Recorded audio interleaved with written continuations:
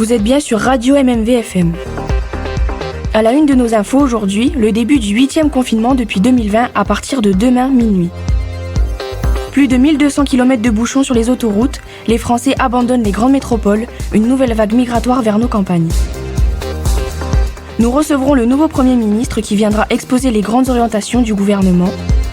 À noter, aux frontières de l'Est et du Sud, plusieurs camps de migrants ont été attaqués en représailles aux derniers attentats qui ont endeuillé notre pays. Nous entendrons les responsables religieux dans la suite de ces informations qui nous exposeront les dérives d'une nouvelle guerre de religion qui sévit en France. Mais avant de faire un duplex avec le Japon où un tsunami a fait 3 millions de morts sur l'île de Kyoto, avec le professeur Michoko, spécialiste du dérèglement climatique qui s'emballe, nous avons rendez-vous avec notre correspondante Isabelle Perrier à Demonsville pour un flash spécial sur un fait divers très étrange.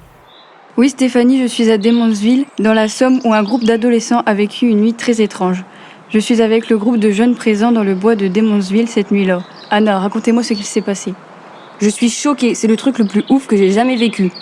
Comment tu t'es retrouvée dans cette soirée ? Ça a commencé quand j'ai trouvé Léna en pleurs dans la salle de bain. Léna, c'est ta petite sœur, c'est ça ? Oui, elle est là. Bonjour Léna, pourquoi pleurais-tu dans la salle de bain ? Vas-y, tu peux lui dire. Mon père m'avait encore frappée. J'avais peur, je ne savais plus quoi faire. Alors tu as demandé conseil à ta sœur ? Sauf qu'elle a jamais d'idée, alors on est parti sans savoir où aller. T'es sérieuse là ? Et d'après toi, pourquoi j'ai appelé Elliot Parce qu'elle est en creuse sur le petit bourge. On a déjà parlé, c'est bon, je suis comme vous les gars. C'est donc toi qui les as amenés dans le bois ? Oui, c'est ça. On ne savait pas où aller d'autre. Je suis l'amie d'Anna et j'avais organisé... Mais chut, tais-toi. Bah oui, il y avait une soirée organisée dans les bois. Bertie, c'est ça ? Et c'est là que vous avez entendu les voix ? Les voix, les cris plutôt. Des pleurs, ça ressemblait à des pleurs. Attendez, je les ai enregistrés.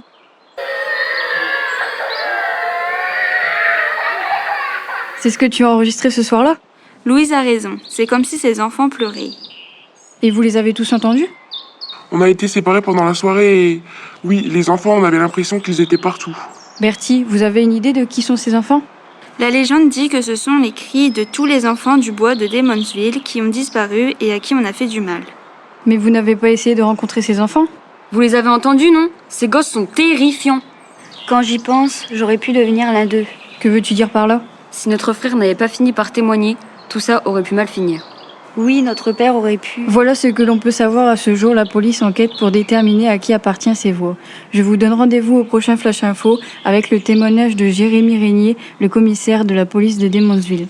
Merci Isabelle, nous vous retrouvons dans 1 heure donc. La dépêche vient de tomber. Une nouvelle catastrophe. Un feu de forêt est en train de détruire des centaines de milliers d'hectares en Sibérie.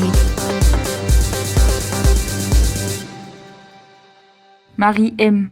Joséphine. Emma. Noémie. Léa. Marie P. Juliette. Mauriane. Océane R. Océane L. Eva.